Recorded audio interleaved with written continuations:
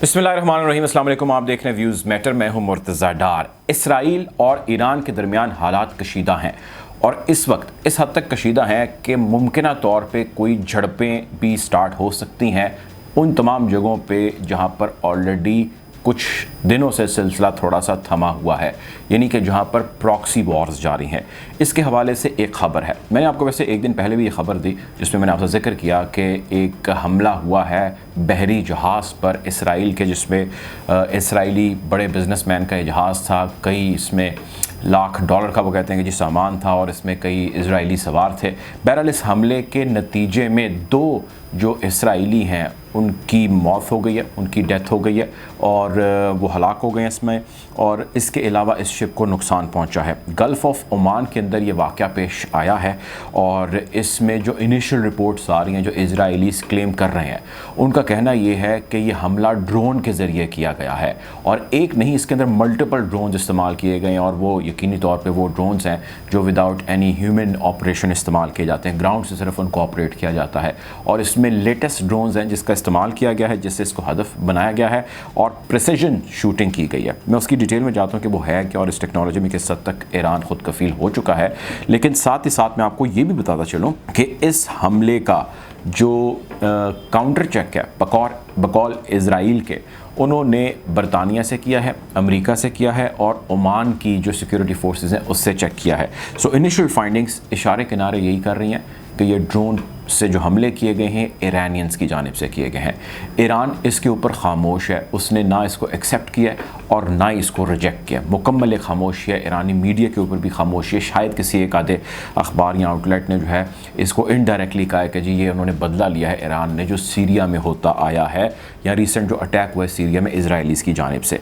अब इसराइल, ये भी मैंने स्टोरी कल की थी जिसमें इसराइल और अमेरिका इस चीज़ के ऊपर बड़े फोकस्ड हैं और अमेरिकी जो है वो सैंक्शंस मज़ीद लगाने का इरादा रखते हैं ईरान के ऊपर, जिसमें इस वक्त उनका फोकस जो है वो ईरानियन ड्रोन टेक्नोलॉजी है और ईरानियन मिसाइल प्रोग्राम है। अब ईरानियन ड्रोन टेक्नोलॉजी के हवाले से मैं थोड़ा सा आपको एक आइडिया देता चलूँ। मैंने माजी में वैसे कुछ वीडियोस की हैं लेकिन बहुत डिटेल में नहीं की।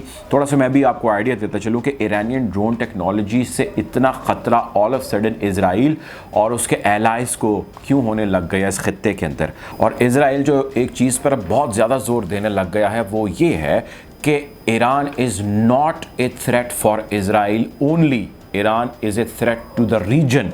और ईरान की बढ़ती हुई जो आर्सनल है, यानी उसका जो जंगी बेड़ा है, वो ख़तरा है।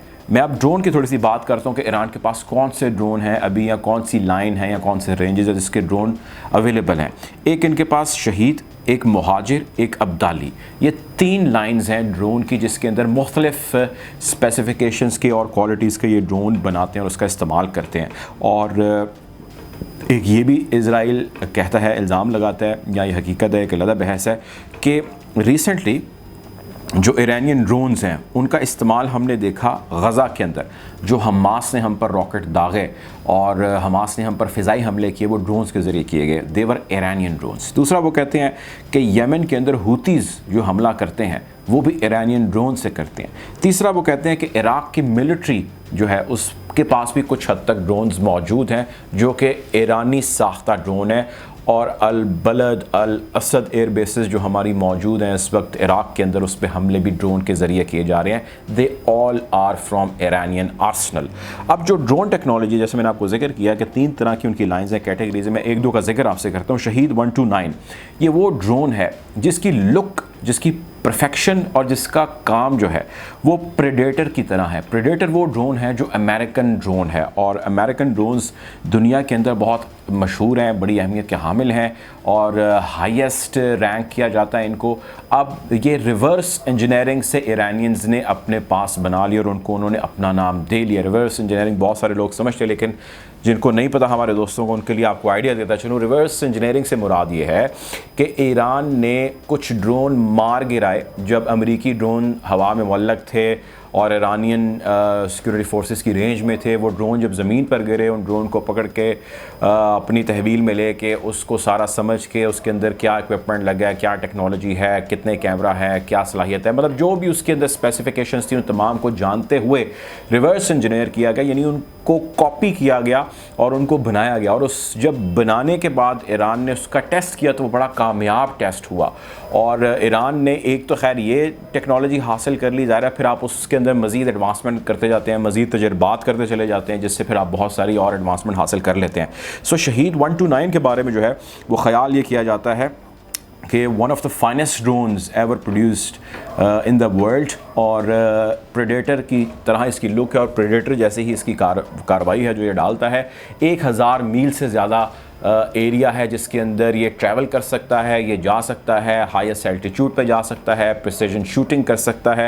और प्रिसिजन शूटिंग के बारे में ख्याल ये किया जाता है ड्रोन टेक्नोलॉजी के हवाले से कि जिस किस्म का हदफ इस जहाज़ को समंदर के अंदर बनाया गया है, प्रिसिजन शूटिंग ड्रोन्स के अंदर जो कोई भी मुल्क हासिल या जो कोई भी ड्रोन इसकी टेंडेंसी रखता है वो हाईएस्ट एल्टीट्यूड ऑफ टेक्नोलॉजी पे परवाज़ कर रहा होता है। सो यानी कि उसके पास बहुत लेटेस्ट टेक्नोलॉजी होती है।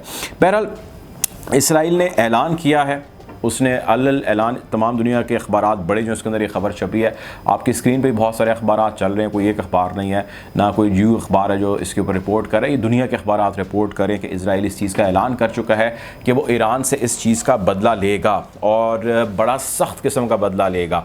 और उसने इंटरनेशनल कम्यूनिटी से भी अर्ज किया है कि आप इसके ऊपर एक रिएक्शन दीजिए और आप अपनी बचत, अपनी बका की खातिर जो करना चाहते हैं वो आप कर लीजिए, to safeguard you from Iran.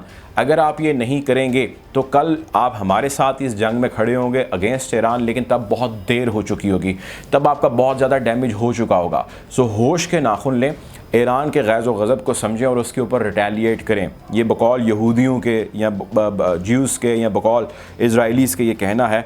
बहरहाल इन दोनों ममालिक के दरमियान आप ये चीज़ जानते हैं कि गुज़िश्ता कई सालों से मसला जारी है और मसला बढ़ता चला जा रहा है, उसमें किसी सूरत भी कमी नहीं हो रही। इंटेलिजेंस बेस्ड ऑपरेशंस किए जाते हैं, प्रॉक्सी वॉर्स लड़ी जाती हैं और इस सारे मामले के अंदर अमेरिका एक कलीदी किरदार अदा करता है। आप जानते हैं अमेरिका इसराइल का पुराना इत्तेहादी एलाय है, वैसे अमेरिका ने चाहा कि वो ईरान के साथ नई एडमिनिस्ट्रेशन ने कि वो ताल्लुकात को बेहतर कर ले, उसको स्ट्रेंथन कर ले ताकि वो फोकस चाइना पे कर सके।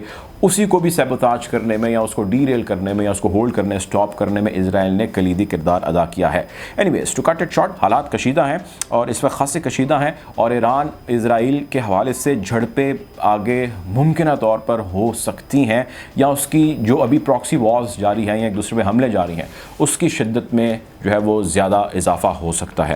बहरहाल हम कोशिश करेंगे खत्ते की इस बदलती सूरत हाल के हवाले से आपको अपडेट रखें और अगर आपकी वीडियो अच्छी लगे इस चैनल को आप सब्सक्राइब करें ताकि इसी किस्म की मज़ीद वीडियोज़ बर वक्त आप तक बज़रिया नोटिफिकेशन पहुँच सकें। अपना ख्याल रखें, दुआओं में याद रखें। अल्लाह हाफ़िज़।